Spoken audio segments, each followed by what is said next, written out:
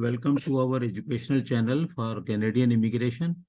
इसका पर्पज़ ये है कि to empower you to understand better कि आपको जो नारेबाजी चल रही होती है यूट्यूब पे कि कनाडा जाएं, बस आप 10 दिन में पहुंच जाएंगे, फिर आप पहुंच के वर्क परमिट ले लें, पढ़ना शुरू कर दें, स्पाउस को जॉब मिल जाएगी। ऐसा कुछ भी नहीं होने वाला, ऐसा कुछ हो भी नहीं रहा। अपने किसी भी जानने वाले रिश्तेदार दोस्त को रिंग करें, वो आपको बताएंगे कि ऐसी सिचुएशन ऐसी नहीं है जैसी कि पेंट हो रही है।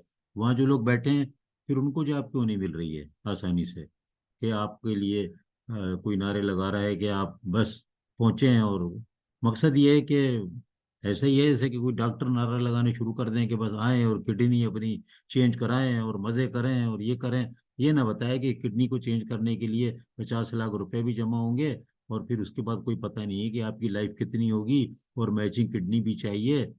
तो बात यह है कि ये सब नारेबाजी होती है, आप इस पे ना जाएं। अगर आप खुद तालीम याफ्ता हैं तो आप क्यों नारेबाजी पे जाते हैं? आप ये चीजें ना करें। ये मेरी रिक्वेस्ट है।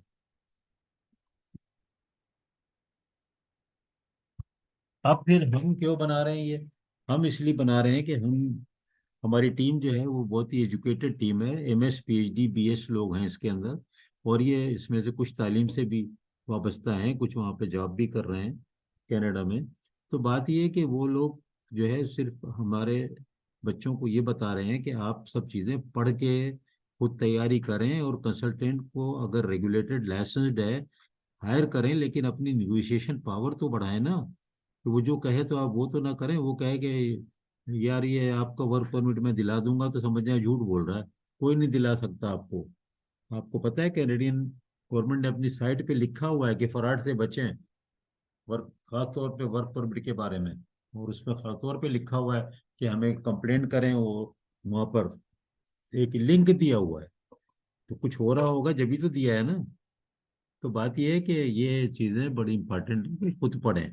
अब मैं वर्क के ऊपर बहुत से 3-4 वीडियो बना चुका हूँ, और मैं इसलिए कि देखें ना, आपको attraction of point of attraction क्या है, यही तो है ना कि आपको वर्क कर सकेंगे कि नहीं। ताकि जो मिडिल क्लास के अच्छे बच्चे पढ़ने लिखने वाले होते हैं, वो मिडिल क्लास के ज़्यादा होते हैं। तो यार उनको तो ये चाहिए ना कि मैं काम करूंगा, कुछ कमा लूंगा, तो फीस भी दे दूंगा, पढ़ भी लूंगा, रह भी लूंगा।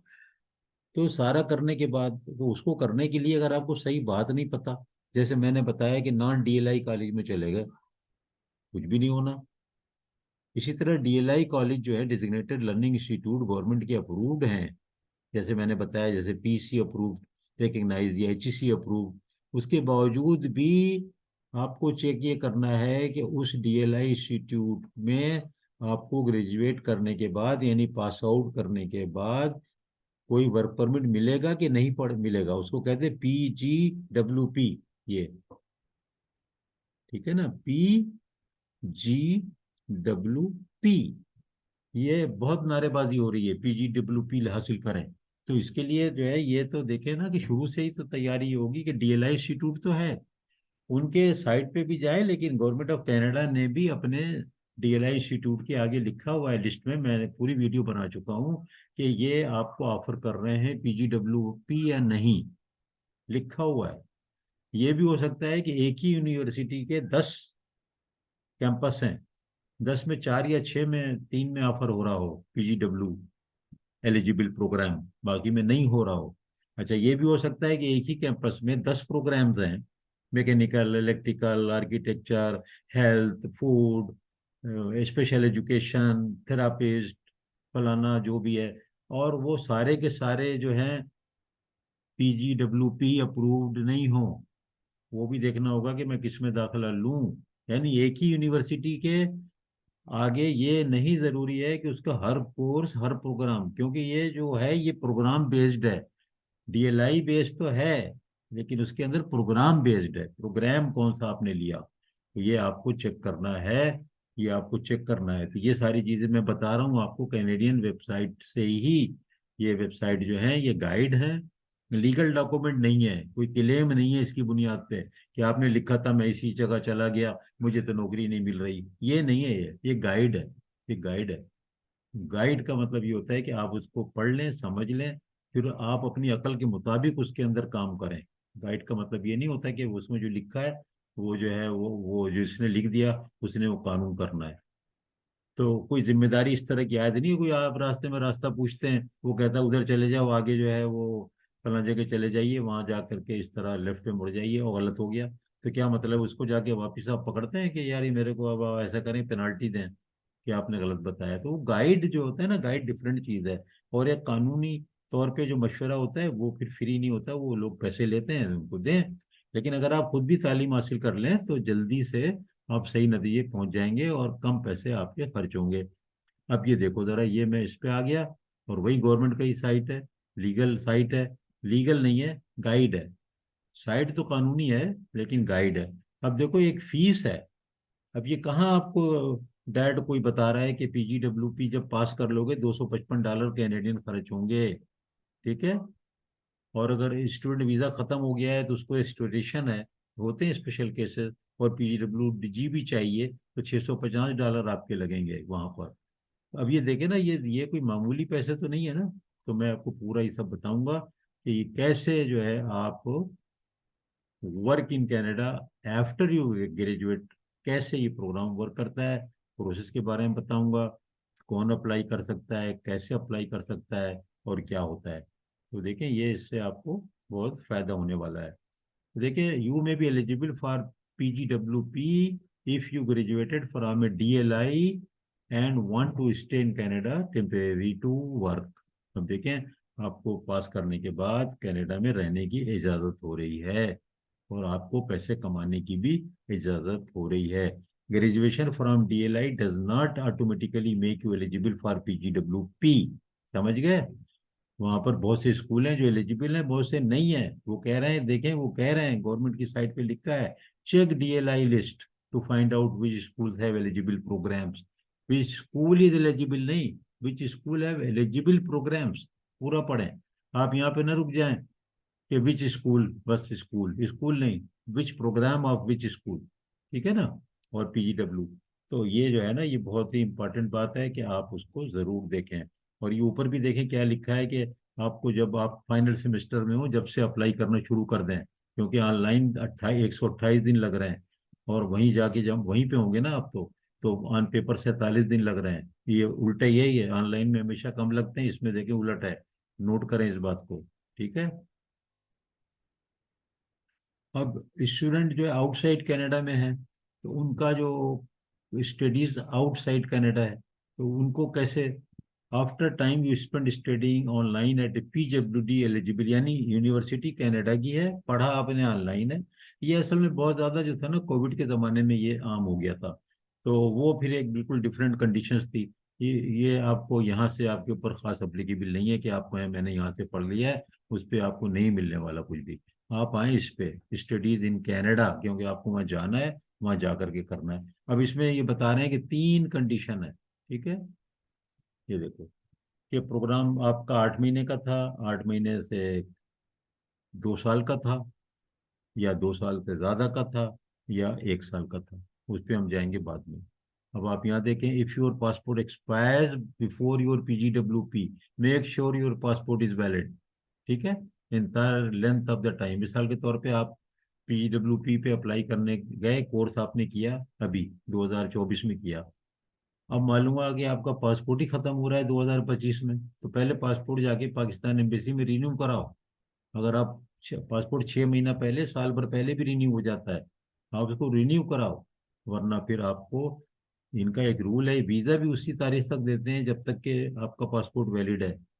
जो कहते हैं ना 10 साल का वीजा लग जाएगा, 10 साल का तो कभी लग ही नहीं सकता। आज ने आज पासपोर्ट बनाया कि आज वीजा लगेगा? तो 10 साल का जो पासपोर्ट होगा, उनकी कंडीशन तो है सही है, लेकिन आप जब अप्लाई करोगे, पासपोर्ट आपको आज मिल गया, टुडे, अब तुमने फार्म वार्म भर के सब रखे थे, जाके जमा भी कर दिया ऑनलाइन, फिर बायोमेट्रिक दिया, उसके बाद 2 हफ्ते के बाद तो वीजा आएगा ना। तो कितने भी आपको एफिशिएंट हो जाए तो 10 महीने तो नहीं हुए ना, हमेशा 9 साल का ही मिलता है, 9 साढ़े 9।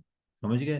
तो ये इस बात को समझें कि अगर आपको खत्म हो रहा है, आपने ग्रेजुएशन किया, पासपोर्ट को वॉच रखें, पासपोर्ट पहले से रिन्यू करा लें। ठीक है। समझ जाए बात को। अगर PWG एक्सपायर होने वाला है तो फिर आप अलग है, find out if you are eligible, ये मैं बाद में करूंगा, इस पे मैं नहीं जा रहा। एप्लीकेशन पे हम पहले ये देख लेते हैं कि ये सब क्या है। अगर 8 महीने से कम का प्रोग्राम है, यू आर नॉट एलिजिबल। समझ गए? जो मैं शुरू से आपको कह रहा हूँ, 1 साल का प्रोग्राम लें, 1 साल का प्रोग्राम लें, वरना आप 6 महीने का, 8 महीने का ले लेंगे। डीएलआई हो या कुछ भी हो प्रोग्राम, आपको पीजीडब्ल्यूपी जो है वो नहीं मिलेगा, वर्क परमिट नहीं मिलेगा। ये जो नारेबाजी है ये सब झूठ है कि आए पढ़े फॉरन PGW post graduate work permit 2 साल का मिलेगा फिर 1 साल बढ़ जाएगा। अरे भाई ऐसा नहीं है, ऐसी अंधी नहीं मची हुई जैसे यहाँ मचती है कि सिफारिश लगा ली और आपको मिल गया एक वर्क परमिट, आप बन गए सीएसपी अफसर। अखबार में पढ़ते हैं रोजाना कि जो है वो अपनी साइन अंग्रेजी में नहीं कर रहे लेकिन वो सीएसएस अफसर है। तो ऐसे नहीं चल रहा उन मुल्कों में। तो आप कोई ऐसे काम ना करें, सच सच काम करें। अभी देखें, अगर आपका जो है 2 साल और 8 महीने के दरमियान में है, तो ये जितना आपका स्टडी प्रोग्राम है उतना ही आपको मिल जाएगा। ठीक है? You may we may give, में दे सकते हैं, लाजिम नहीं है। You may we may give you a PGWP that is valid for up to same length as your study programme. ठीक है? 9 महीने का काम कोर्स किया तो 9 महीने का मिलेगा। और याद रखना कि 2 साल किया 2 साल का मिलेगा। एक्सटेंड भी हो जाता है, 2 साल वाला ही बेहतर होता है, क्योंकि आपको फिर इतना टाइम मिलता है कि आप वर्क काम करते हो फिर पीआर अप्लाई करते हो। फिर याद दिला रहा हूँ कि पासपोर्ट अपना जाने के बाद रिव्यू रिन्यू करा लेना। कोर्स के आखिरी सेमेस्टर में जब हो जब भी रिन्यू करा लेना, पाकिस्तानी एम्बेसी से, कौंसलेट से। टोरंटो में तो है, लेकिन जो दूसरे शहरों में है नहीं है, तो वो फिर ऑनलाइन होता है, जाना नहीं पड़ता है, पासपोर्ट रिन्यू होता है। तो वो सब करा के रखिएगा, वरना फिर बाद में ये सब टाइम निकलता चला जाएगा और आपको वो लोग वापस भेज देंगे। ठीक है? अच्छा, अब 2 साल से ज़्यादा का है, तुमने वहाँ जाके एमएस किया, तो वी में give you a valid her 3 year. समझ गए? टू। तो ये जो है ना, जो नारेबाजी है, देखें नारेबाजी में इतनी डिटेलिंग आपको नहीं बता रहे हैं। यू मस्ट अप्रिशिएट कि हम आपको प्रॉपर एजुकेट कर रहे हैं कि 2 साल में अगर कोर्स लोगे तो 3 साल का मिलेगा, 2 साल से कम का लोगे तो नहीं मिलेगा। फिर आपको आपके प्रोग्राम के मुताबिक मिलेगा। ऊपर तो आपको नजर आ रहा है ना, 1 साल का हुआ है ना कोर्स, 1 साल का मिलेगा। तो लोग अभी नीचे देखते हैं कि क्या होता है। If you completed more than one program, you may be able to get PGW that combine the length of each program. अगर आपने 2 प्रोग्राम कर लिए, 1 1 साल के 2 कर लिए, तो फिर आपको 2 साल का मिल सकता है। 2 साल का कर लिया, फिर 2 साल का कर लिया, 4 साल का कर लिया। तो देखें बड़ी गुंजाइश है, बड़ी हेल्प कर रहे हैं वो। ठीक है? For each programme you completed must be PWT eligible हो। डीएलआई डेजिग्नेटेड इंस्टीट्यूट जो है उसके प्रोग्राम के आगे लिखा हो यस ऑफर पीजीडब्ल्यूपी। जो मैंने आपको दिखाया, मेरी वीडियो चेक करें आप, DLI institute and work permit उस पर लिखा है। और अगर आप 8 महीने से कम में पढ़ेंगे तो कोई आपको वर्क परमिट नहीं मिलने वाला। बिल्कुल भूल जाएं, सब झूठ है कि आए फौरन ले लें, आए फौरन ले लें। कोई अंधी नहीं मच रही। पासपोर्ट वाला मैंने आपको बता दिया है, पासपोर्ट को रिन्यू कराएं, और उसके बगैर जो, वरना फिर आपको पीजीडब्ल्यू मिलेगा उतने ही दिन का जितने के दिन के आपका पासपोर्ट बाकी है। तो ये बहुत इंपॉर्टेंट बातें थी। और ये वर्क इन कनाडा ही है, आफ्टर यू ग्रेजुएट, यानी पीजीडब्ल्यूपी प्रोग्राम बहुत इंपॉर्टेंट है। प्लीज़ इसको समझें, शेयर करें, लोगों को बताएं। हमारा पर्पस सिर्फ एजुकेशन है। और हम जो है वो असल में बेसिकली हमारी डेटा साइंस और डेटा एंट्री और डेटा एनालिटिक्स रिसर्च एरिया में है। और ये हम आपके एजुकेशन के लिए चीज़ें बना रहे हैं। बहुत बहुत शुक्रिया। तो इंशाल्लाह फिर हाजिर होंगे नई वीडियो के साथ। और आप देखेंगे कि बहुत ही